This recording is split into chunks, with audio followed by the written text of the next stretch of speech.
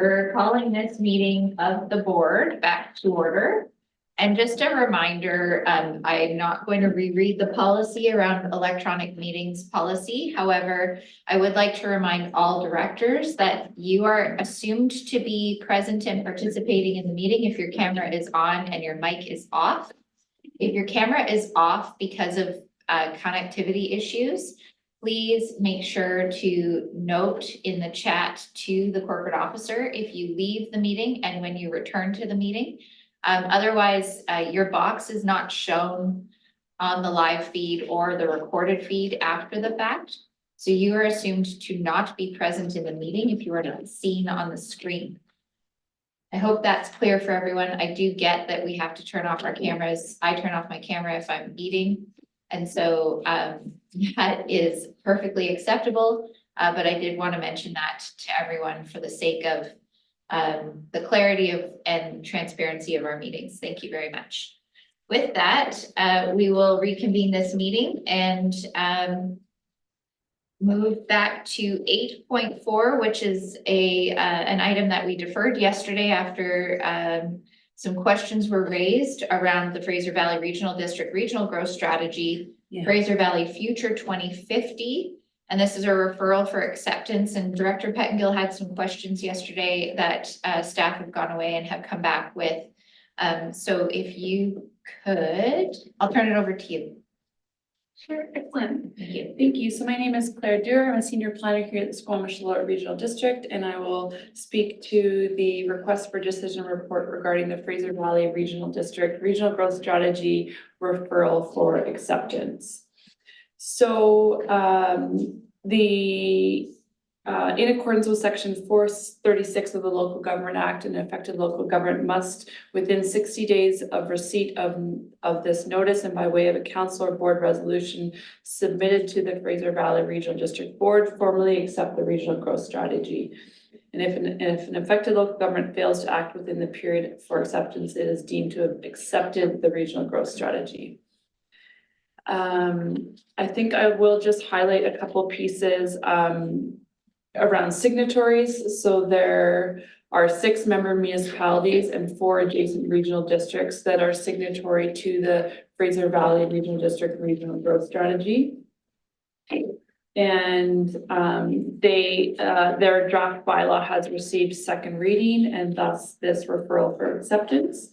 And SLRD staff have participated in the review and update of this regional growth strategy through the Intergovernmental Advisory Committee to ensure the Fraser Valley Future 2050 and SLRD regional growth strategy are generally aligned. And this report recommends that the board accept the regional growth strategy and submit a resolution to the Fraser Valley Regional District Board accordingly. There was a question around the GHG emission reduction targets in the draft Fraser Valley Future 2050. So what's the call this one? Yeah, 2050, sorry. And I can confirm that they have under 8.1 climate change, 8.1 mitigate the region's impact on global climate change. B states work with municipalities to achieve a region-wide per capita reduction in GHG emissions of 50% by 2050 relative to the 2007 levels. And then further, C notes update regional GHG reduction targets to better align with Clean BC roadmap to 2030. That's the additional information I can provide, and happy to try and answer any questions related to this referral. Thank you. Director Pettengill, go ahead. Yeah, thank you. And I was able to find the numbers that I was looking for. And so yeah, Clean BC has clear targets. And so they said they would align them. It's not clear why they wouldn't do that now. And the 2050 target they have, it's 50%, which is far below everyone else, and theirs is only per capita, whereas everyone else is is an absolute reduction. So it's a far less ambition than anyone else, even Clean BC. So I guess my question is there harm in providing comment about the misalignment between what's in their report and where we're headed and what seems to be required for human survival. Thank you. So through the chair, there is opportunity for the board to provide comments connected with the referral. If the board does not accept the referral, it is a big process, and basically we'd go into arbitration as an affected local government. So that's just the way there has to be unanimous acceptance from all affected local governments, or else the regional growth strategy bylaw and the amendment is not adopted. It can't be adopted without unanimous acceptance. And so then it opens up a whole arbitration process. So I think if the board was interested in offering comments around GHG reduction targets, there's opportunity to provide that as the additional comments. I would be hesitant to want to not accept their regional growth strategy. And I would say that I think the B and C under 8.1 reflect probably where their member municipalities are at and what is within existing OCPs. And their region as a whole may be in the process of working to update and align with the Clean BC roadmap. And there may be sensitivities around reaching unanimous acceptance if targets are way beyond where some of their member municipalities may be at on this issue. Yeah, thank you. I appreciate that. And my intent was not to sort of not endorse their RGS, but just to provide that comment and sort of that nudge and give support to municipalities there that are wanting to see them go further and sort of see it more as a encouragement and support, as opposed to we refuse to accept your RGS. So Chair, I do have a resolution if now's the time. Sure. Okay, resolved that the SLRD provide feedback to the FVRD regarding its proposed RGS updates, noting the misalignment between RGS GHG reduction targets and Clean BC and IPCC GHG reduction targets, and that the SLRD has asked staff to include IPCC GHG reduction targets in its own upcoming RGS update. I'll second that. Okay, we have a motion and we have it seconded. Do you have the language that you want, that you need? Great. Go ahead, Director Herford. Yeah, thank you. I'm wondering if we could see what was the language we're looking for to accept. I just wonder if we could roll the feedback into the acceptance of, like, or does this one motion capture it, or is there something else we need to do, and could it be combined? Maybe that's the question. Go ahead, Kim. I think the FVRD board will be looking for a clear resolution from the SLRD of acceptance of their RGS. And I think that Director Pettingill's resolution can go as a separate recommendation. So two separate motions, the motion on the floor from Director Pettingill as seconded by Director Rainbow, and then we'll deal with a second resolution to accept the regional growth strategy as not contingent on comments, just separate. Yeah. Clean. Got it. Everyone clear? Any further comments to the motion? Seeing none, are there any opposed? Motion carries. And could I have someone make a motion that we accept the regional growth strategy from the Fraser Valley Future 2050? Go ahead, Director Herford. Thank you. I'll move that, and I just want to make sure that the previous motion is included and not also separate, so that they receive both together. Understand that they need to be separate, but Yeah, they will be. yeah, thank you. So I'll move. Seconded by Director Demare. Further comments? I'll ask, is there anyone opposed? Motion carries. Thank you. And thanks for that extra work that you did. Is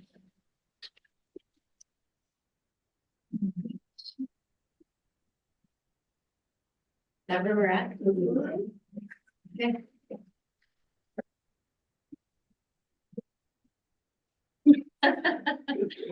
Okay, it is 11:51. We're at 9.1, Chair's verbal report, which it includes the roundtable. I would like to suggest in my verbal report, moving forward, and I think as we go through our governance review, something that would be exceptionally helpful to me and to our staff is when we have motions, whether it's a motion that you see in advance as you're pre-reading your package, or if it's a motion that comes out of the discussion, if you could please make an effort to write these in the chat if you're online, or put it into an email and forward it to myself and the corporate officer and the CAO. And that way we can have the language that we're looking for, and we can amend it from the language that we have, rather than these, let's repeat it, and someone's missing something. And potentially we could get to a point where we can share the actual resolution on the screen at some future date when we figure out how simple that is, or difficult, but at least then we have the language, because I find these challenging, and I mean, we've made it work, but I think we can do better. So that's what I would like to say in that. And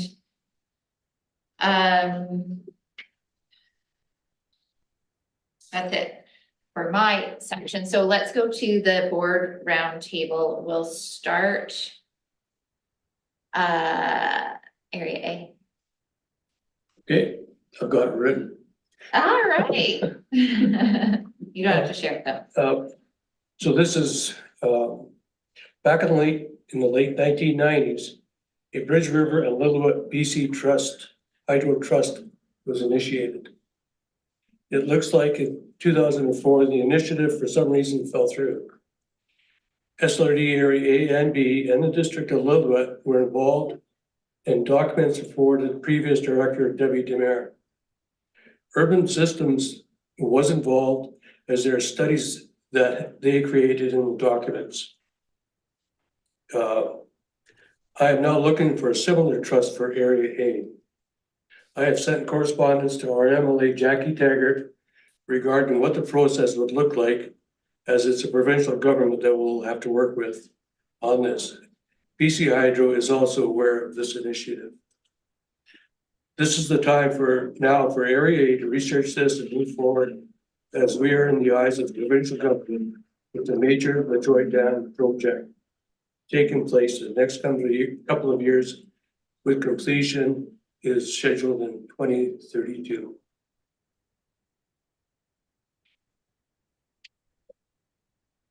That's it. That's it. Thank That's you. it. Thank you And for that. down the road, SLRD staff, going through the process of motions and resolutions may be involved, but we don't know until we find out what the process actually looks like. It goes through the Treasury Department, Okay. Okay. Good to know. Thank you. like a stack, probably 3 inches high of material. All right. Thank you. Area B. Okay, I have an update. For those of you that remember Jackie Rasmussen's presentation from the Regional B moment about what the researchers were doing with Lillooet Regional Invasive Species Society and the communities of Squamish and Hoiston and some other land stewards. They're on an Ideas podcast, a CBC program, and there's 2 parts to it. And I was so pleased about that. I sent it off to Patricia as a communication good news story, but I'm just really proud of them and the attention that they're getting around that quite important work about the ecology of plants and invasive weeds post-fire, pretty important indeed. And so that's my update. Thank you.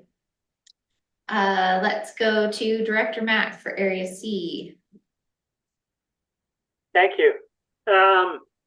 Yeah, I think everybody's very happy to see all this snow happening, and hopefully between now and the end of April, we get more, especially in the high country, because I know our snowpack is nowhere near where it should be for spring and summer. So we definitely need to see more of that. I'm looking across the valley here in Darcy, and up on the peaks, there's more snow definitely today than there was yesterday. So that's a wonderful thing. One thing though that kind of, I guess amuses me or frustrates me is Miller Cap put out a winter weather warning 2 days ago and said how they were all prepared to deal with, you know, the roads and all that stuff. And then I get so many comments from people wondering where they are when it actually happens. And yeah, it's just something I can't figure out. They give you the heads up warning ahead of time, and then they in turn aren't prepared to have their people out dealing with it. And whether it's they have a lack of equipment or a lack of people, I have no idea. But maybe we could get Omar to check in on that and just see what excuse they have this time. But anyways, I'll leave it at that. Thanks. Thank you. Harry D. What's happening in Furry Creek? Oh, nothing. Which is prompting quite a lot of comments, but I keep assuring people that things are happening behind the scenes, and that the Fine Peace staff are talking to our staff, and permits are being applied for, and I hope that some of that at least is true. But the community is really hoping to see some shovels in the ground this spring. It's getting a bit silly, so that's what's happening at Furry Creek. At Britannia Beach, wow, that's a little different. And we're getting ever closer to the point where I'll be able to sit at my stool in the pub and enjoy a beverage or two. So getting so close that I've been talking to CEO Paul, and we're hoping that we can have the board meeting in June or July down at Britannia. And if that's possible, we would be, they think they'll be ready to host us, and we'd be probably, be able to have the meeting in the community hall, get a chance to look at what that looks like now it's completed, or as it will be completed by then. And there's some opportunities for some touring around and looking at some different things while we're down there. Things are happening in the Upper Squamish. We've staff and we've been paying attention to what is going on there and trying to arrive at a point which will improve the situation for everybody that lives out there. Black Tusk, they're moving along with their application to, as you know, again, had a resolution yesterday, and they're really quite happy that we are engaged with them, and that they may get to the point where they won't have volunteers running their toilets anymore, but they'll have Ed and his cohorts, which is a great improvement, would be a great improvement, but that remains to be seen. Nothing else really too exciting, so I'll stop there. Thank you. Thank you. Let's go to a representative of the District of Squamish who would like to. I'll take that one. Thank you. Yeah, Squamish. So many things. Recently, the District of Squamish recently signed an MOU with CapU. So this is part of Capilano University getting up and running at their new campus, the former Quest campus in Squamish. Is really, and I think this piece will have a profound impact on the region as a whole, as anyone seeking to higher education will have access in either in or far closer to their community than they have in the past. So it's really exciting to find ways also that the municipality and the university can work together on various initiatives going forward. So that's really exciting. Just this weekend, we had the first ever coldest night of the year event in support of Under One Roof, which provides tremendous service to our community and the folks experiencing homelessness and challenges around food security and so on. So the community came together and I think doubled or tripled the goal, fundraising goal of the organization for the first what is likely to be the first annual event. So it was a walk. I think it was 5K was the long route through Squamish with so many volunteer run aid stations, probably more than we see in one of the Squamish 50K trail runs. And it was just a great night to get out and walk with the community in support of this important work. And of course, Under One Roof also runs our overdose prevention site here. And so we were supporting that work. And then just last week, we had a mayor's drop-in focused on the toxic drug supply. And we had the folks from VCH in attendance and had a great conversation with the community around both what the problem is and what the impacts are to our community and who that's impacting and sort of in what's being done to positively affect that going forward. Also, we had Minister Sajan, federal minister, was here for a big announcement at Quantum Technology. So the folks working on hydrogen, amongst other things, at their facility. So they received, I believe it was $2 million funding from the federal government to advance that work. Really exciting time and in Squamish and working on aerospace level things in our business park, which is pretty remarkable. Just sort of happening away in the background. We have world leading technology happening here. Also just there was a recent publication of a new Squamish Nation book, which I encourage you all to get a copy. It's called We Come From This Land. And there you go. Thank you, Councillor Stoner, right on cue.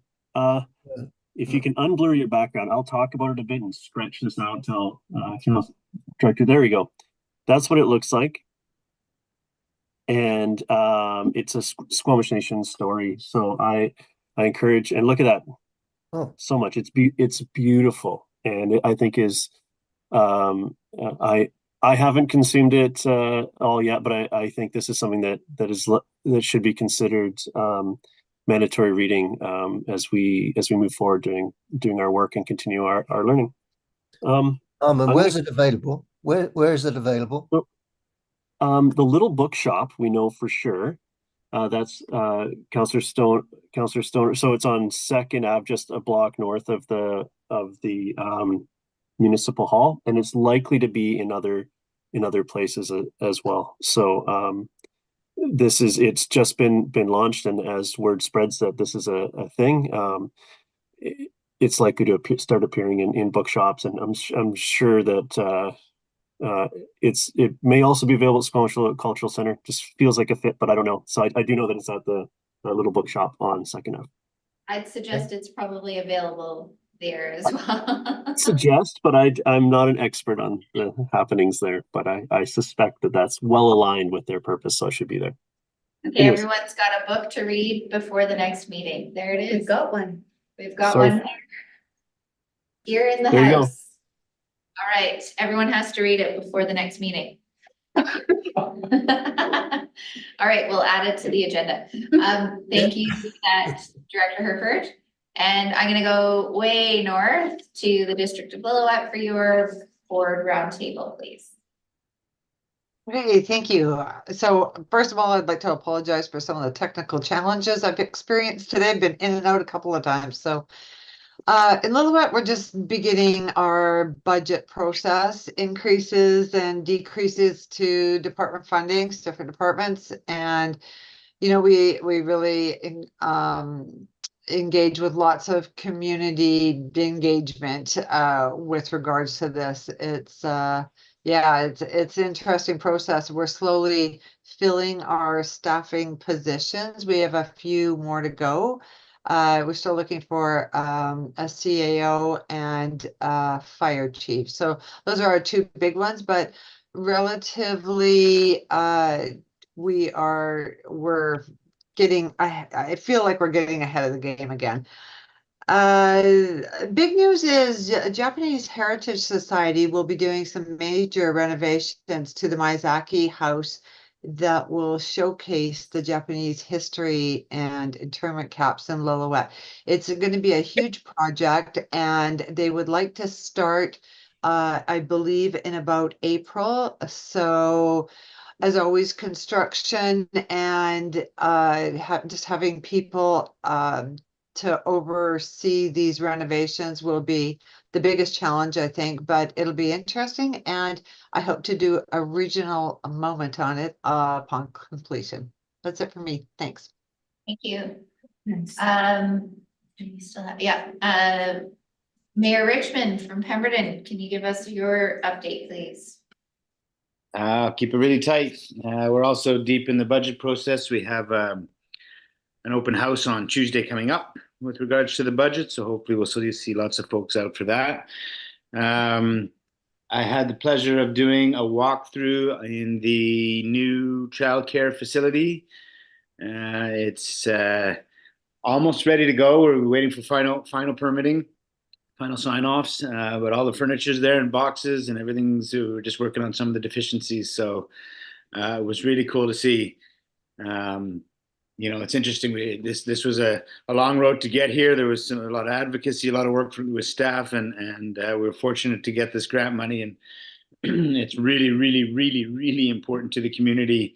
This space will be, but it still leaves us in we currently have 200, I think it's 261 people on our wait list for the current facility. So we got 50 new spaces. It'll put a small dent in it. It'll be welcomed by the community, but we still have a long way to go to provide enough daycare for our families. Yeah, maybe quickly, there's some good stuff going on in the housing front. Our partnership with Sea to Sky Community Services, that Harrow Road project is inching forward. So hopefully see a lot of activity on the ground as the spring comes around. And there's good discussions going on with potential partners such as Lillooet, Lions, and others to see what other kinds of housing projects we can bring forward. So lots of good stuff happening. That's it for me. Amazing. Congratulations on the childcare spaces. That is a huge accomplishment, and welcome in the corridor. Thank you. So I will do the report based on Whistler. The mayor had to step out. Lots has been going on in Whistler despite our lack of snow. We have the Invictus Games 1 year to go to the Invictus Games next year. That has been a big celebration, I guess, with their organizing team really ramping up and getting the excitement happening in the community in advance of next year. The last 24 hours, we've seen 80 centimeters of snow in the valley, which presented quite a challenge for our snow clearing staff, but they did it. And you would think that, yeah, like it's winter all of a sudden. We went from absolutely no snow to winter overnight, which was amazing. What else would he talk about? I would suggest we're moving forward with a lot of engagement opportunities for the community, and it's something that our director of community engagement has put a lot of time and thought into. So ski with a counselor day and coffee with council. There's some new online tools to engage with council, which really just sort of ramps up how community members can communicate to council, but also hear from council. So that's a big piece of work. And I think I'll leave it at that. Because I'm sure there's stuff I'm missing, but you can mention it next month.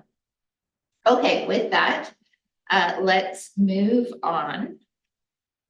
We are 9.2. 9.2.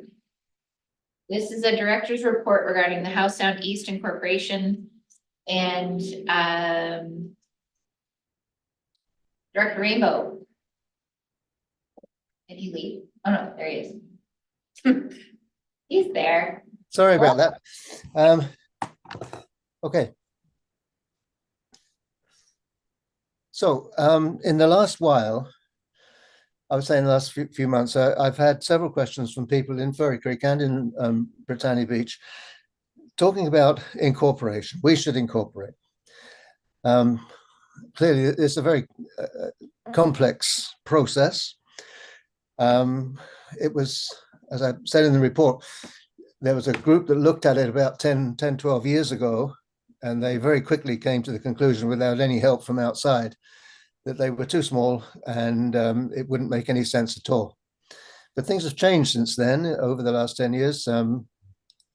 We have the new development in Britannia, new townhouses there. We have a new commercial center which will be open soon.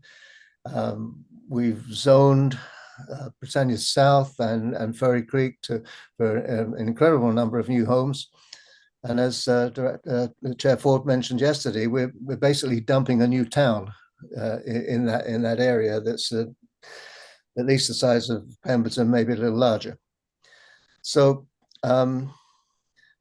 when I was hearing these comments, I thought we need a little bit of help, and so I contacted Angela and asked her, how do you go about it? If a community wants to incorporate, what do they do? And she provided me, gave me access to this government website. And there are some sort of things in there that I picked out. One, each community is unique, and no one size fits all, so that there isn't a checklist that you can just simply go through and say, okay, we're ready, we're not ready. The kinds of things they consider are the population and growth trends, proximity to neighboring communities, road networks, diversity of property tax base, existing local services, community involvement, nature of the local economy, and future prospects. There are some considerations. Is incorporation the only change that could be made? Are there other options? And questions like, are the issues that the community is concerned about, are they related to municipal government? So, for example, if the community was really concerned about climate action, you might say, well, that's not enough of an issue to warrant incorporating an area. So there are some guiding processes, guiding principles. The whole process has to be initiated and supported by elected government officials and by the local government, which is why I brought this to the board, that it's not something that I should be going off and doing myself. It's not something that the ministry would expect the community association to be doing. If we're going to apply, I forgot to mention that there is money available from the province to do some consulting work to sort of look at the situation at the moment and make some recommendations. So what I'm looking for from the board is support in trying to get a local government restructure grant. One, to study the governance options, such as the implications of municipal incorporation or restructure, and to undertake a public consultation process. I should mention that we've already had a freedom of information request from residents in Britannia that looking at levels of taxation and asking questions about decisions about taxation and so on. I want to do this to kind of try to keep things calm, so that if there's going to be any discussion about incorporation. It's done in a reasonable and logical way with the right kind of information, rather than just having a town hall with people jumping up and shouting out, we should do this and we should do that, we should do something else. So what I'm looking for is support from, what did I put at the bottom there? I hope I read. Excuse me, I'm having a problem with my computer here. There we go. So I would like, I'd like us to apply for a grant to study the feasibility of incorporation and to make this information available to people in Britannia Beach and in Furry Creek. I've spoken with both the community associations.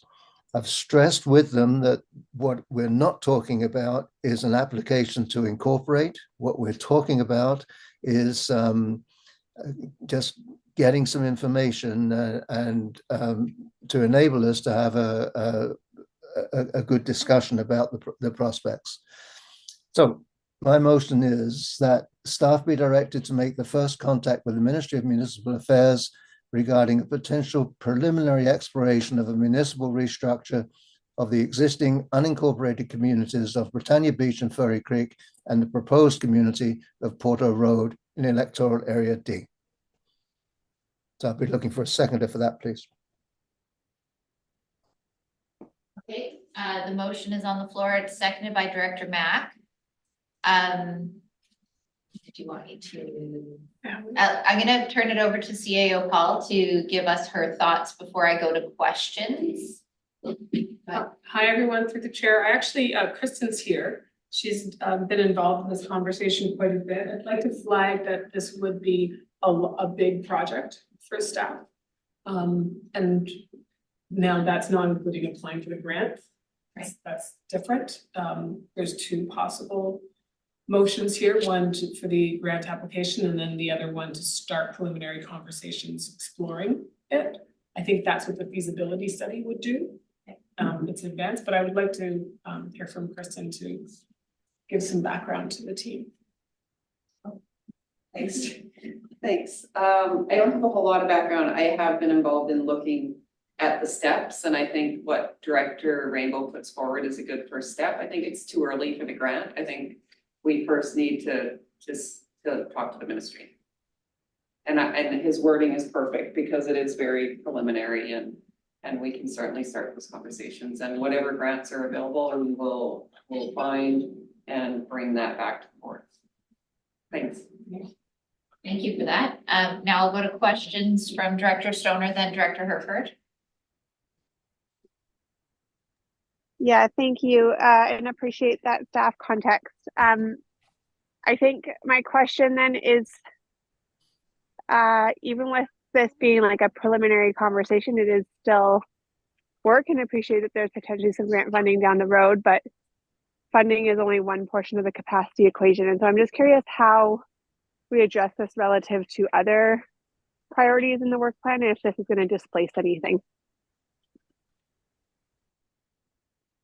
Really good question, and I'm still trying to catch up on all of the work plan. And I think there's another conversation in close that we're going to have about that might help clarify some of it. Capacity. I am going to trust that Kristen's assumption is it's not a lot of work in these preliminary, and that word preliminary is an important part of the motion. Yeah.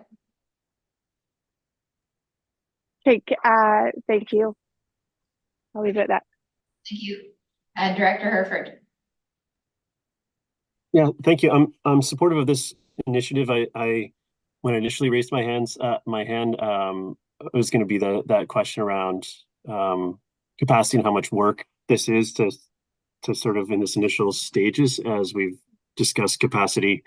Well, at every meeting, I think, since I've been on the board, so it's important that we understand that. But I do think this is a great discussion, as I don't think anyone on this call really we don't understand what the scope of this project would be and if it is appropriate. So I think we have learning to do and of course discussions to have with our communities as we look at these things. So I'm happy to have that, to see that conversation being advanced. I'm a little hesitant to, or I'm just wondering where that fits in work plans as we discover more, but that's can be a discussion for another day. So I'm happy to support. Okay. So I see no other hands. We do need to move along. I think that we've got the wording we need, and there's a lot more to understand about this that we won't understand today. So we will move on. I will call the question on the motion. Is there anyone opposed? Motion carries. Thank you, Director Rainbow. And your Thank you. next item is 9.3, which is the wood fiber LNG discussion. If you want to hit the tops of the waves on that one. Thank you, Kristen. Yeah, I did, no, I assume you've all read what I wrote out, and I just want to stress that I'm not, oh, what's going on?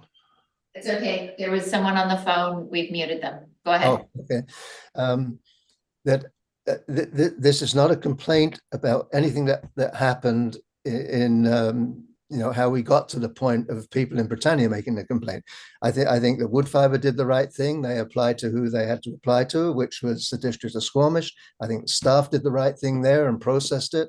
My understanding of the procedures there is that these are the kinds of things that that staff can do without having to go to council. So I understand all that. All I'm asking is that, given the location of this major industry, which is directly opposite Britannia, and given the fact that work is already starting and looks like it's going to be continuing for the next 4 or 5 years, now there's always the possibility that the project will be stopped. I understand that, and if that happens, then none of this is relevant. But while it is going, what I would like is for District of Squamish staff to meet or consult with SLRD staff and just establish a little protocol. And what I had in mind was, I assumed, from the discussions and things we've had on IAP2, that when Squamish staff approve such a permit, they would look and say, who does it affect? What communications do we need to put out? Do we just need to give a notice to people and tell them it's happening? Do we need to consult? Whatever. And then they make that decision. And in this circumstance, I can see making that decision. They think, oh, it doesn't affect anybody in Squamish, so we don't need to communicate. But my point is that it's more regional in nature. It does affect Britannia. So I'd like us to have a formal way of dealing with that. And that would be that district staff would contact our communication staff, and there would be then a communication to Britannia. Include me in it as well, because I get that whether I should get the questions or not, I do. And just, you know, how long is this going to go for? Right? This permit for noise that's been granted now, is it a 1 month permit? Is it a 5-year permit? Is it 24/7, or is it limited to certain, you know, what is it? Just so then, and if I can explain that to the people of Britannia, or if I wouldn't do it, if our communications department explain that to Britannia, then they might not like it. They can grumble if they like, but it will save some time in the long run. And I'll stop there. I think you're getting the idea. I hope you've got the idea of what I want to do. So I guess the motion would be that our staff contact District of Squamish staff and set up a protocol, a communications protocol. I will come to the questions in a moment. We've got CAO Paul. We have what's in the agenda, and it's, if I can read it, that board advocate to the District of Squamish Council to consider the impacts on the Britannia Beach community when it is making decisions such as noise exemptions for the WLNG project, and that staff explore whether there is any approach to the issue of noise impacts on neighboring communities. Yeah, I'm sorry, I did forgotten I've written that out. It's on the next page. Yep. Okay, so I can say that preliminary questions to planning and development, Kim apologizes, she can't be here right now, is that just a preliminary view, there's no precedent where one district makes a decision that impacts the noise complaint of a neighbor. That's preliminary. I would be surprised if we could do some more research, and I think that's part of that staff explore. Yeah. Okay. We're just looking at the second that. Yeah, the first one is, yeah. Right. Can I provide some context? Yes. Go ahead, Director Stoner. Thank you, through the chair. So fully appreciate this conversation and thanks to Director Rainbow for bringing it up. As he mentioned, our noise bylaw is delegated to staff. We were able to confirm that they did account for and consider Britannia Beach in their evaluation of this particular permit request or exemption request. I think we can definitely improve on communication. There's two things that I want to flag. One is that our noise bylaw is complaints based. So if we can forward the complaints that are coming from Britannia Beach to the District of Squamish, then we can action it. Our noise bylaw is not based on decibels, it's based on the number of complaints that we receive. So that's the best tool that we have in order to actually implement the the conditions that are imposed on that noise bylaw exemption. And then I would also urge that this actually become a request to wood fiber LNG. We can do what we can to try and better communicate our processes for the few regulatory permits that we have, but this is really a responsibility of the proponent to articulate what their impacts are going to be on community. And so I would like to put some of the onus there as opposed to squarely on the district. We have continuously pursued to try and get the SLRD more involved in the notifications that come out from wood fiber on the various components of the files, and continue to raise that ongoing in our communications with them that the SLRD should also be notified. Okay, thank you for that. Yeah. Through the chair, I think that raises a great point about noise complaints and any sort of complaints that people are getting, to encourage them to go to the SLRD, the District of Squamish, register those. I know it's difficult. Some people want to be anonymous. That is how funds are going to be supporting this work. Yeah, are those complaints. Okay. That's good. Thank you. And then Director Pettengill, go ahead. Yeah, just a couple things. I did want to ask for clarity because was reading the agenda and there are a couple resolutions. So I wanted to make sure I understood what exactly we are going to be voting on. And just note too, we may want to be precise. The proponents and some of the provincial levels of government are very particular about the wood fiber project is completely separate from the Fortis Eagle Mountain Pipeline project. Although many of us see them as intricately linked and so on. Probably, I think the intent is probably for both. And so we, in any resolution, we may want to be clear about that. The other thing, there's just an enormous amount of work and capacity drain on our staff in working with these projects. And from a director perspective, I would really like to see the SLRD engaged on this, but recognizing the volume of work, I'm a little bit hesitant. And I wonder if there's something just to ask for greater information sharing or something. Not quite sure how to tackle that. And maybe this is something to take away and bring back in a subsequent month for what that solution is. But I definitely support the idea of the SLRD being more engaged and more informed, but also have to recognize there's a lot of content there. Yeah. And, you know, I wouldn't want to create more work for either of our respective staff. And I'm sure there are staff reports that go to the District of Squamish Council that are public, that could very easily be sought and shared with our board so that isn't duplicating work. It's a function of reading their board packages. And, you know, I can certainly meet with the mayor and talk about issues of mutual interest.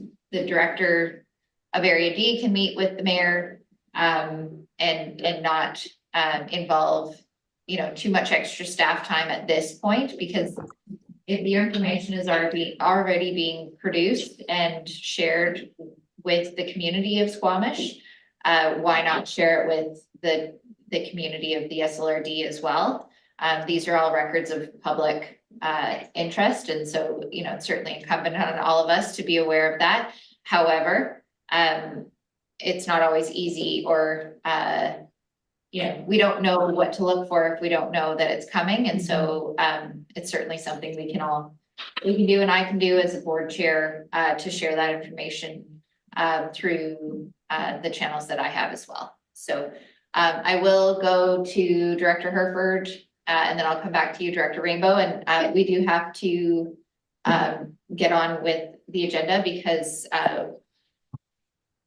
we're not done yet. And I don't want to lose people. I know that people have other things planned for the afternoon, and I don't want to lose people because we do have items on our agenda that are not done yet. So Director Herford, and then Director Rainbow, and then we're moving on.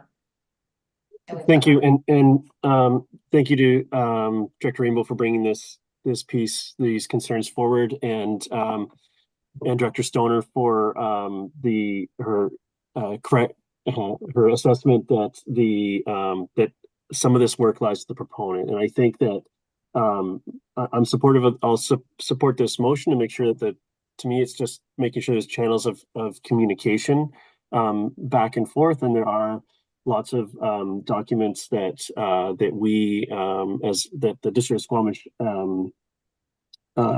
can share as far as the overall project to keep both the SLRD board and residents of the region up to date with the process. I do think that that's really the ultimate responsibility for these types of things, because the noise is just scratching the surface. So I think this is a good piece and we're early days and noise is a concern. This is such a massive project that affects so many different aspects of of the region that I do think the ask is slightly narrow, but I understand the intent. But this is just the start. So I'm happy to see that we're looking at the holes, but this is why it's important, and the District of Squamish has been advocating since the beginning for the project, which is both pieces of the project, to have one clear communication portal or method, so that to better inform the community about what's happening.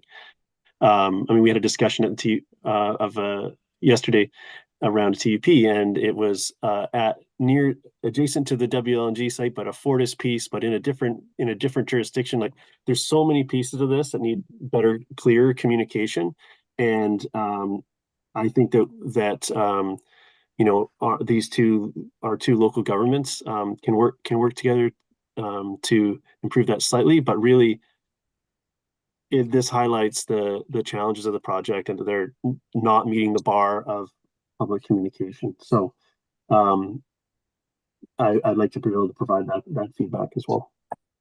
Thank you. And Director Rainbow, go ahead. Yeah, I just wanted to say I don't think this is necessarily adding more work.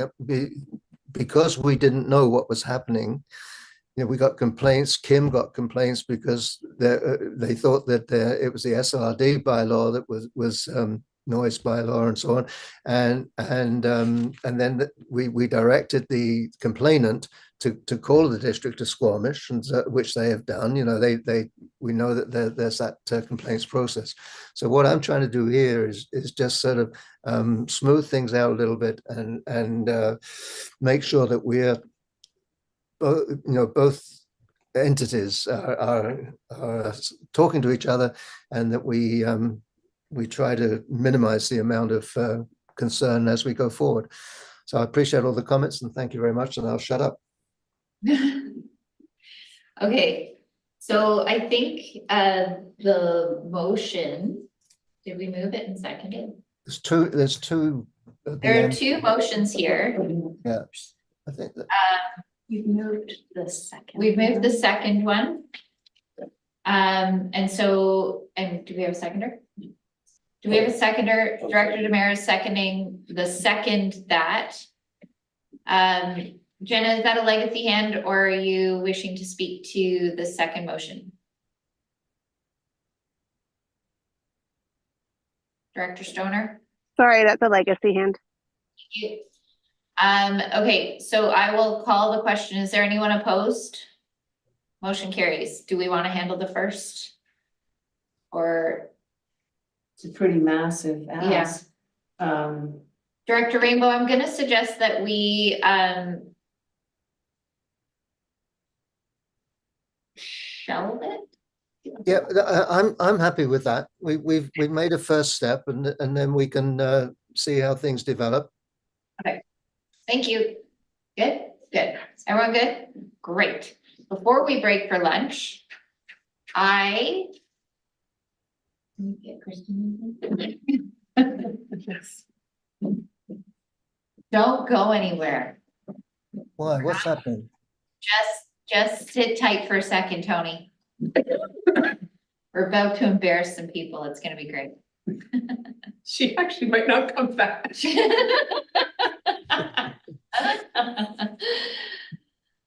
While we wait, I'd like to say that I confirmed you are in Whistler looking for the book. The SLCC does have it in the shop. The Squamish Nation, We Come From This Land.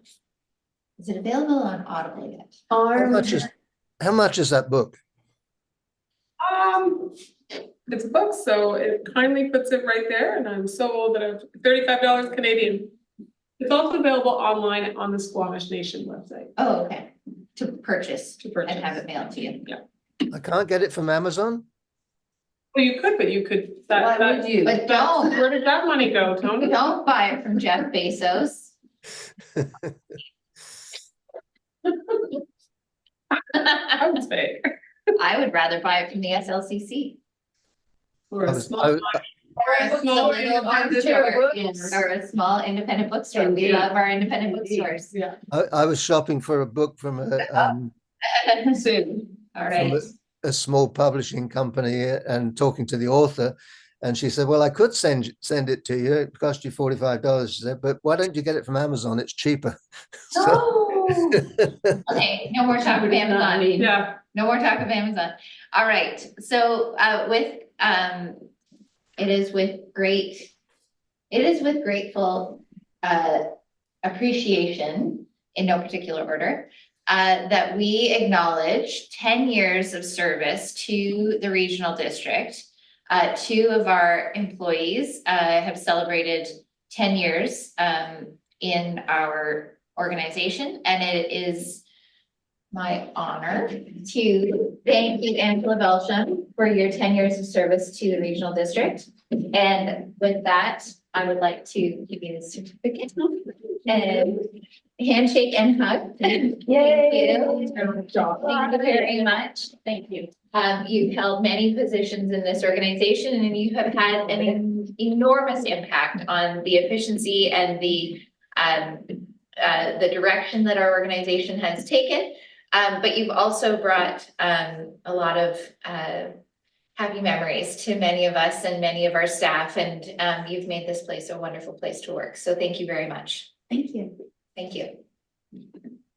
And our second long service award is Kristen Clark. Kristen, you have also served 10 years to our organization. And we are incredibly grateful for all of the work that you have brought in your many roles here at the organization. And so with that, I would like to thank you for your 10 years of service. If you come up here, then it's a better picture with. Oh, true. Thank you. Thank you very much. And up here? By the flag. In front of the flags? Angela, you better get up there. We'll do it. We'll do Angela after. All 3. All 3, yeah. Yeah, why not? First photo. Yeah, that was great. There, okay. One more, just to be good, everybody. Great. Thank you both. Thank you very much. Okay. And with that, I will call a recess Thank you both for being in here. I'll call a recess for lunch and let's come back. You know what, we're gonna do a shorter lunch today. Come back at 1 o'clock as we normally do. And enjoy your lunch and see you back at 1 o'clock. Thank you.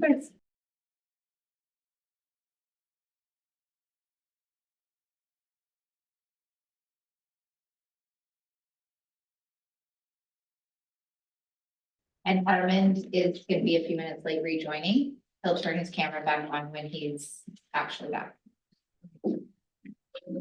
Okay. We are back.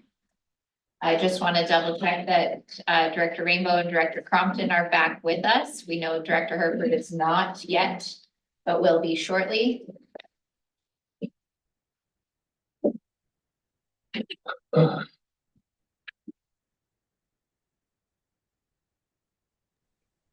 It won't let me start my video because the host has stopped. Okay, no problem. We know you're here. Thank you.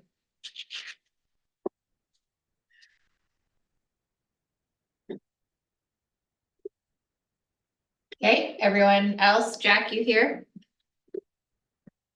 I am. All right. Where are we? We are at the at housing summit. 9.4. Expenses. Director Yeah, Ford. so I have put forward a board report to you for your consideration to cover my costs of attending the housing summit. I do have a written report coming to you in March about the outcomes of that housing summit for consideration of the board. And that will be forthcoming. And so if I could ask that someone move. I'd like to move reimbursement for the expenses related to the UBCM Housing Summit for Chair Ford. Thank you. Seconded. Seconded by Director Demare. Comments? Chris, is that a hand to support? Well, just a quick question, actually. Is it simple? Probably not, but to just add a chair travel budget to our budget, and so we don't have to approve these sorts of things when they come up? We'll have to come back with that answer. Thank you for asking. We'll get back to you. Thanks. With that, call the question. Is there anyone opposed? Motion carries. Thank you. 9.5, Director's Report regarding rail service and requesting a letter of support from our board to support the District of Lillooet in advocating to the Ministry of Transportation and Tourism to reestablish passenger rail service. I would so like to move this. Okay. So If I could moved just by, speak to it. If I could speak to it for a minute, rail service, you know, we have a local resident, Simon Rosenman. He's taken up the quest to reinstate the Bud car or rail bus. And with our owl bus closed, that was our only form of transportation from Lillooet to Vancouver. So the need is definitely great. And with the SLRD, you know, looking at regional transport, Lillooet is looking for regional support. But we feel that we may extend this request for a letter of support individually as well from each Squamish, Whistler, and Pemberton councils. But for now, I just ask that you support this initiative with a letter from the SLRD. Thank you. go ahead, Director Stoner. Thank you, through the chair. I'm just curious, all the research that we've done into this, and the numerous requests that have come forward, is that the rail track actually isn't up to scale anymore for passenger service, or it would be extremely slow. And so that's my only hesitation here, is that we have very different information that says that this actually isn't feasible for at least the southern portion. From like, we've looked at it from, I know it was part of the implications or the options that were on the table for the Olympics, was to upgrade the track so it would be at a faster rate. But my understanding is that it's actually not doable on the lines that we have. Yeah, well, I do know that we do have that other rail train that comes through, the Rocky Mountaineer that comes through. And also, you know, I think if we don't touch on some of these initiatives and we keep after them, they will never happen. And also, I know that BC Hydro is looking at using the Bud like a rail bus going from Lillooet to Seton Portage and using that to transport workers. So we're just hoping that, you know, with ongoing interest and year after year basically asking that, you know, they'll look at this as a feasible study. So BC Hydro is going to be in here for the next 10 years. And I think that a lot of the staff and the workers will be transferred up from Vancouver, from Squamish, and you know, they will be coming up here. So yeah. Okay, I have Director Mack with a comment. Yeah, excuse me. Yeah, the Rocky Mountaineer uses this track, and this track is perfectly safe and usable. CN keeps it maintained in case they need it in an emergency now. Yeah, maybe having high-speed rail, that'll never happen because of the amount of winds and bends in this track, but for a bud car type unit, absolutely, I think it would be a perfect option. So we definitely need to support this. Thank you. Okay, thank you, Director Hoffel, for the report and for the request. And we have it moved and seconded. Go ahead, Director Crompton. I just want to clarify, this is to support a Lillooet request. This doesn't sort of make this SLRD advocacy priority or policy at this point. Is that fair? Completely. Sounds good. I'll support.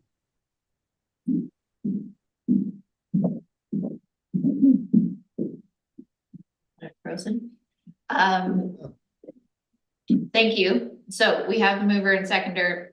I will call the question. Is there anyone opposed? Motion carries. Thank you. All right, 10.1. We are receiving correspondence from the community of Black Tusk Village wishing to proceed with the intent to transfer water and wastewater systems to the Squamish-Lillooet Regional District. Director Rainbow. I can't remember where we're at with this. I know that did we not talk about this yesterday? What am I thinking of? Anyway, I'll move that we authorized Omar Butt to pursue this and to bring us back a report when he has something to say. Thank you. So we're referring this to staff. That's the motion, is to refer this letter to staff.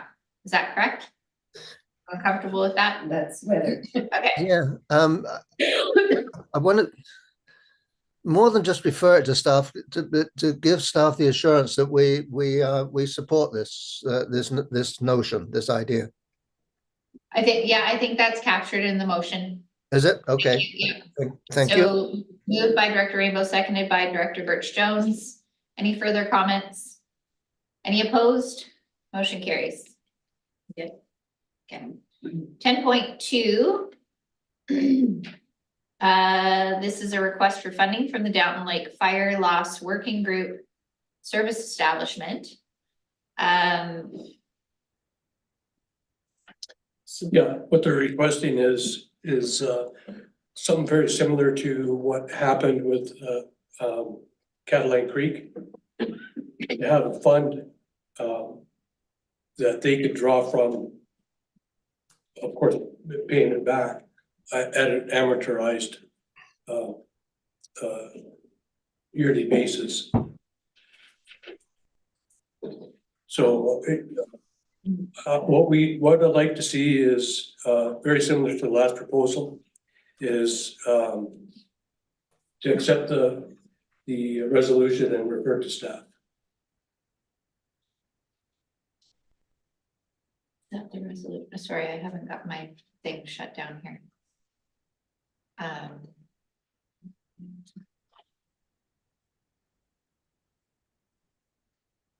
Not the resolution to establish a stat tax service. What is that?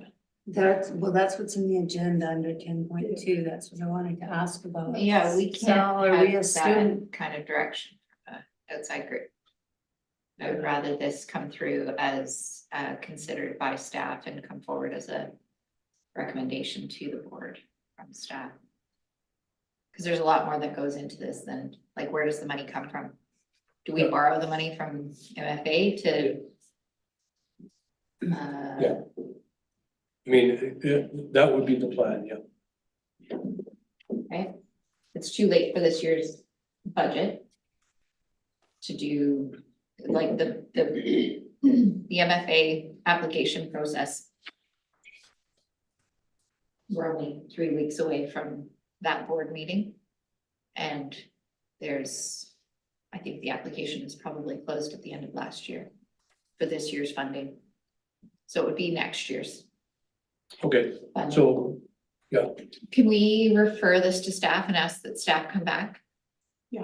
I think this speaks a bit to what Suzanne was saying, where establishing a service is not, It's not quick there's a lot, and and there's too much. we probably should have a procedures and policy. Yeah. Director Stoner, go ahead.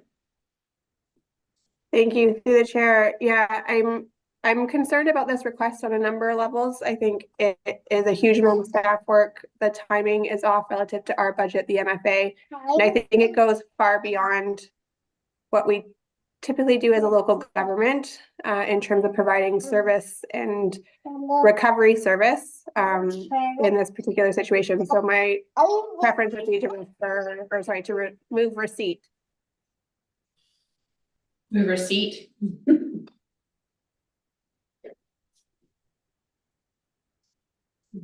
Motion to refer. Did I get a motion to refer? We didn't get a seconder. No. Thank you, Director Stoner. I appreciate that feedback. well, can we ask a question if there's a seconder to my motion? Yeah. Is there a seconder to my? Does someone want to second Director Demers' motion? if we're talking, I'm not even sure what the motion is, because I'm looking at what's on the agenda and I'm listening to what you're saying, and yeah, depending on what the motion is. Refer to staff. Refer to staff. Great. Yep. Okay, so we have a motion to refer this to staff. We have it seconded by Director Birch Jones for the discussion. Do you want to speak to it? And then I'll come back to Director Crompton. Go ahead. Yeah, I mean, this is important for not only this situation, but it could happen again to other areas in the SLRD with the climate change and all the various disasters that we're continually having to deal with within our region. So I think this is an important for staff to look at this and see if there are opportunities out there to make this happen. Director Crompton, then Director Pettengill, go ahead. Just to clarify, this is refer to staff to come back with a report, not to come back with service area establishment. So this is sort of, then that sounds good to me. Thank you. Okay. Director Pettengill. Yeah, I just want to make sure what I understand the ask is. It sounds to me like there's a time-sensitive request for a large loan, and a service area is suggested as a way to achieve that goal, but the actual goal isn't necessarily a service area. It's these folks want a short-term loan of sorts to do some of this cleanup, and I'm wondering if that's more the ask of staff. Is there a way to achieve this? And then I heard implicit is how can we do this more broadly as we face other emergencies, but there's sort of an urgency in a particular situation here we're wanting to investigate.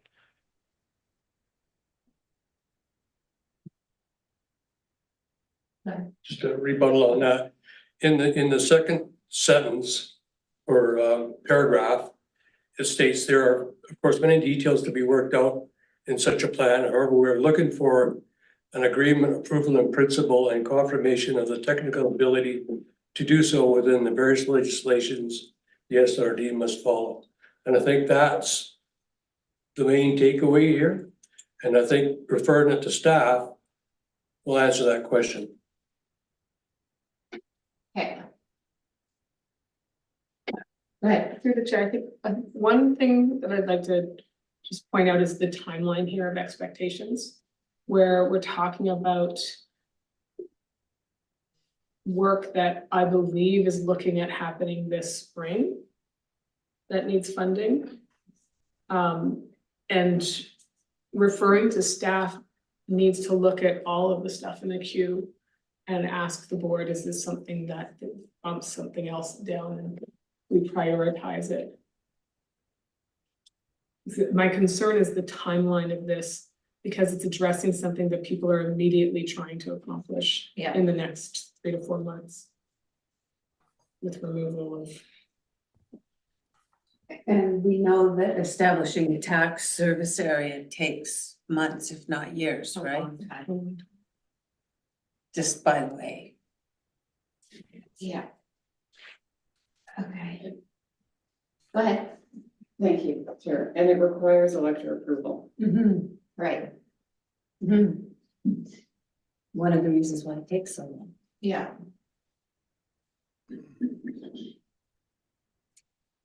I'm just Yeah. thinking back to how long it took me to have an electoral area, service area, boundary redefined.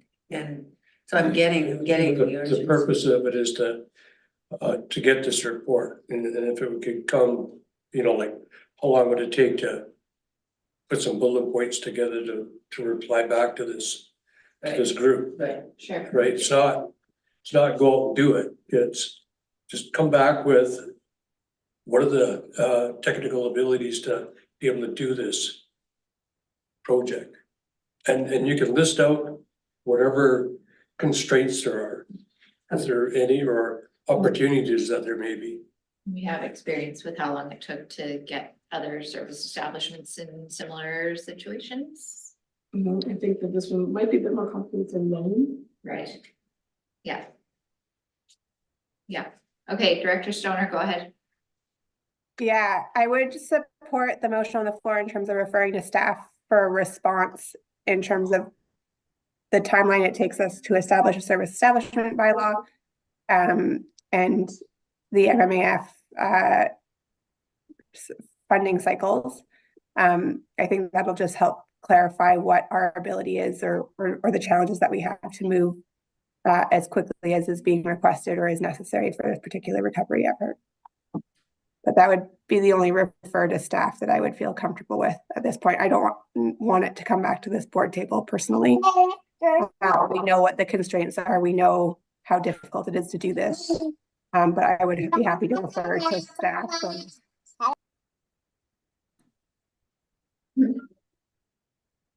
Okay. Are there any other comments from anyone else? Just want to clarify something. Yeah, go ahead. When you say that you don't want to see it come back to this board table, the refer to staff would be to reply directly to this request. We have any constraints for the timeline? I think this should come back to the board. And Rather than responding back to the group. yeah, totally, because like I mentioned, this could be in any area in the SLRD down the road where a situation like this could arise. So it'd be a good, take a look at it. What does it take to be able to do this? And just bring it back to the board. And then a response letter could be gone from the board at that time. Okay. Thank you. I'm just wondering if we can skip a couple of steps there. Sal, with staff running a response by you as the director for this area, and then proceeding with a response back to the group. Without, I don't think that the rest of the board doesn't necessarily have to be involved with that, do they? No, what we're suggesting is that this letter gets referred to staff. Staff come back to the board at a future time to say, this is the timeline. And then the board would decide at that point whether to write a letter back to the group responding with yes or no, or the board may decide at that time to direct staff in other ways. We're not presupposing that the And, outcome. and I think one of the keys here is that, we've got people looking right now at, at us discussing this.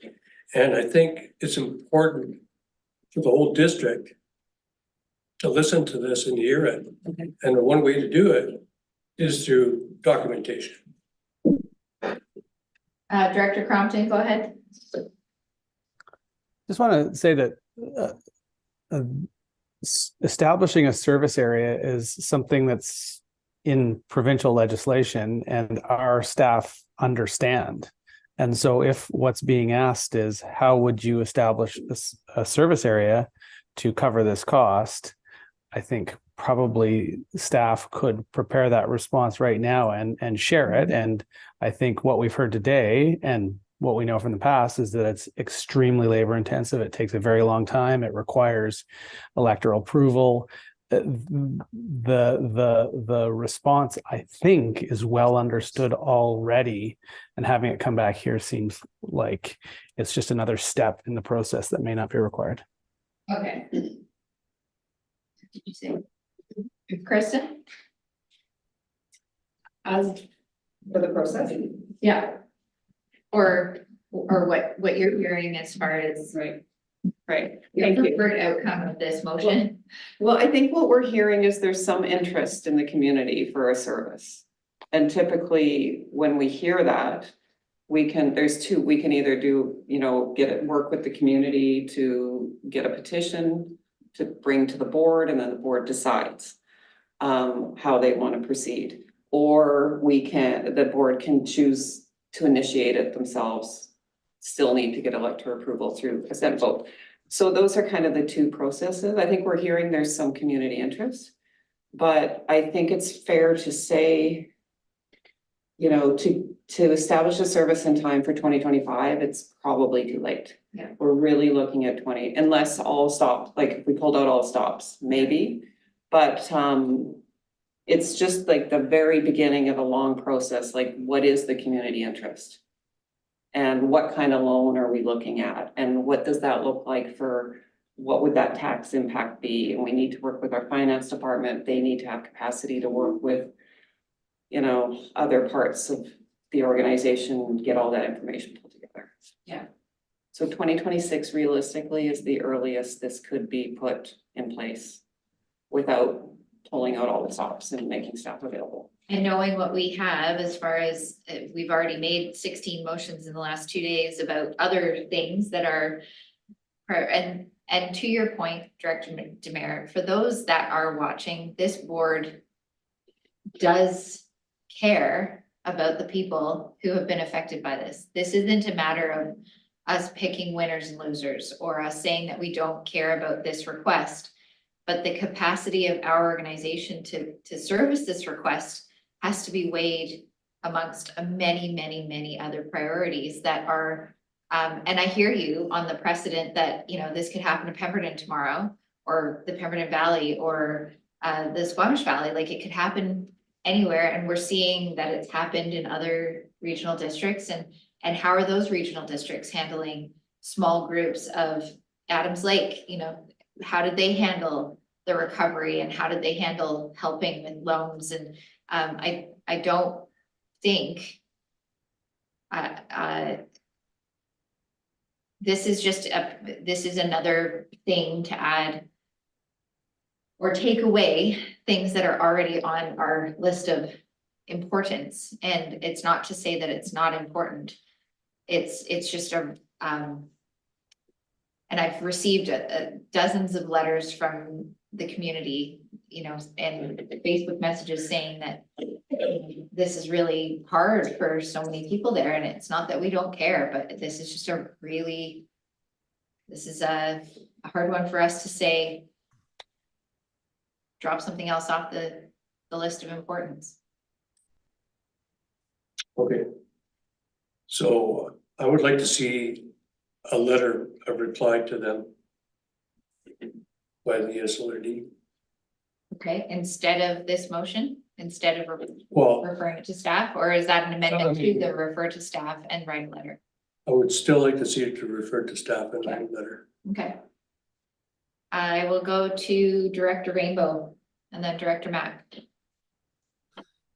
Yeah, I appreciate the comments that are being made about workload and priorities and things like that. This was an extraordinary situation. We have people that have lost their homes. We have people, most of us have never experienced anything like that. Maybe we do need to take a step back and say, where does this fit on our list of priorities? And maybe we come to the conclusion, hey, this needs to go to the top. I just think it's worth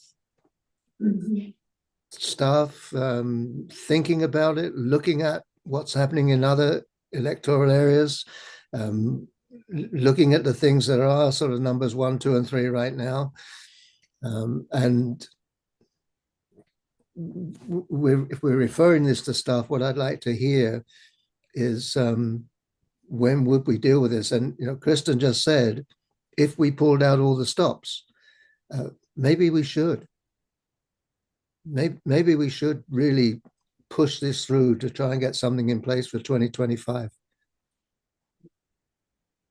So I think then we need to see the list of, we're not trying to manage the workload without the workload being in front of us, because that's unfair to all the board members to say, yep, whatever is on that list. Anyways, I'm going to go to Director Mack.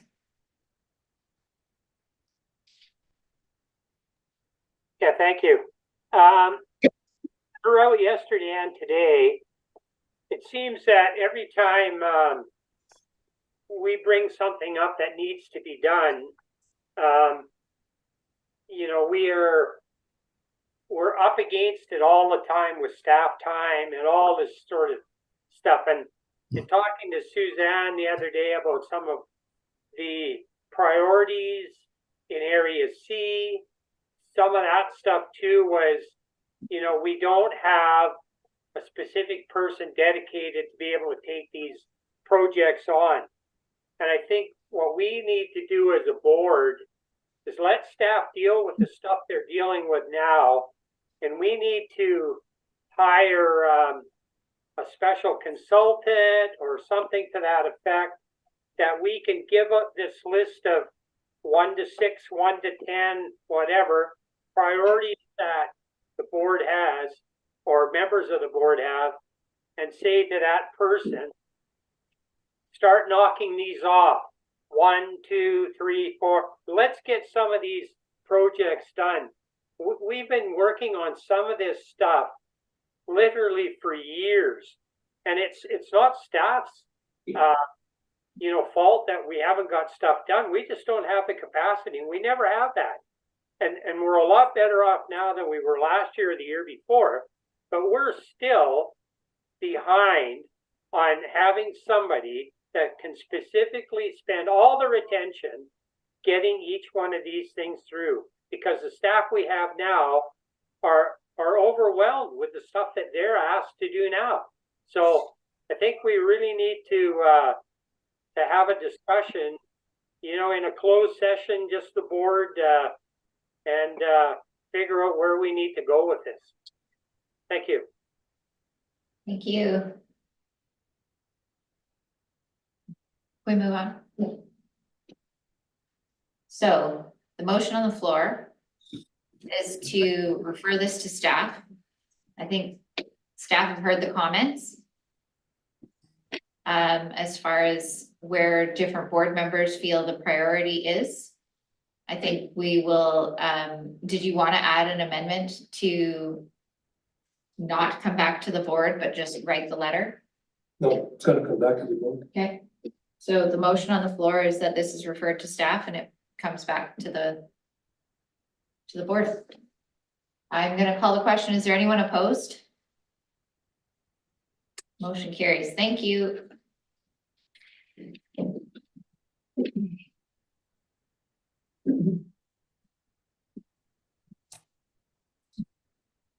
A request for a letter of support from the Goldbridge Community Club Northern Development Initiative Trust application. So moved. Second. Okay, any comments? Is there anyone opposed? Motion carries. 10.4, we did that yesterday. We did that yesterday because we had to do it yesterday. Thank you. Is there any late business from anyone? And are there notices of motion from anyone? Go ahead, Director Demare. I have 4 and I've got them written out, so Can you just email them, please, to myself and Angela? Is that easy enough? right now. Yeah, just so Um, she has the language. And then as we talk about them, you can read them first, but Well, these are just notice of motions. yeah. Doesn't get voted on or anything. I can send them to you after. Okay, that's fine. All right, Okay, I will be bringing a director report to the board for consideration regarding the Goldbridge Water Service Condition Assessment and Asset Management Plan that the SLRD staff have a virtual presentation to the property owners to disseminate the report. The property owners need to see and understand the report. There should be time at the end for Q&A. Second one, I will be bringing a director report to the board for consideration regarding the Brailer and Sewer Upgrade Project, that staff bring an update report on the project as it relates to what has been completed since 2019 AAP loan and what is left to do to complete the project, including repaving of the Brailer and Main Street. Third, I will be bringing a director report to the board for consideration regarding that staff initiated an online meeting for the 56 affected Downland Lake Wofford property owners for an update on what the recovery team is still working on and an updated sequence of permit studies, reports that have to be undertaken to get the properties back to some form that they can be used. This would include anything related to interior health, wastewater infrastructure regulations on their rebuild. There should be time at the end for a Q&A. I will be fourth, I will be bringing back my previous resolution regarding the municipal partners disclosing what their growing community funds went to. The purpose is to see if any of the funds went to any regional initiatives. sorry, to whom? Regional initiatives. No, you're requesting who discloses where those funds were spent? Yeah. Regional district? Yeah. Or the municipalities? Oh, the municipalities. Okay, That was my previous resolution on, yeah. Yeah. Can we, okay, and we haven't acted it, so I'll be bringing it back. so That's all. you'll email that list Yep. to Angela for submission to the record as your notices of Yep. motion. Tomorrow. Okay, And okay, that's fine. So do you want a motion to receive? No, we don't have to. Okay, Through the chair, there's simply, will go on the record. And as for the procedures file, those directors' reports will be expected at the next board meeting. I see, okay. Yeah. Good. All right, thank you. And moving on. We will, can I have a motion to go on close, please? Do you want to do the recommendations from the cow now before? Yeah. Yep. So can you remind us of what those two recommendations were? So in regards to the information report that was received from the climate action in part 2, that it be recommended to the board that the implications of adding Area A to the SLRD regional growth strategy be presented as part of a future RGS update process. And that it also be recommended to the board within that same report that consideration of nonprofit organizations be included to future LGCAP funding implementation plans. Okay. We handle them together.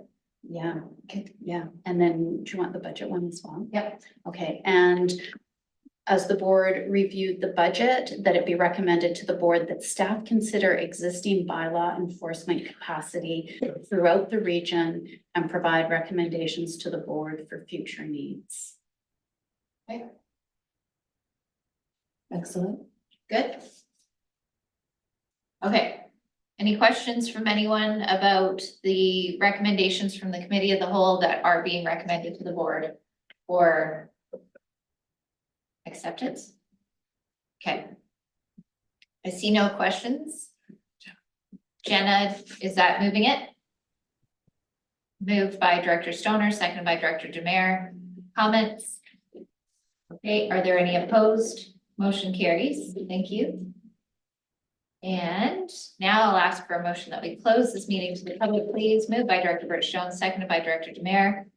Any opposed?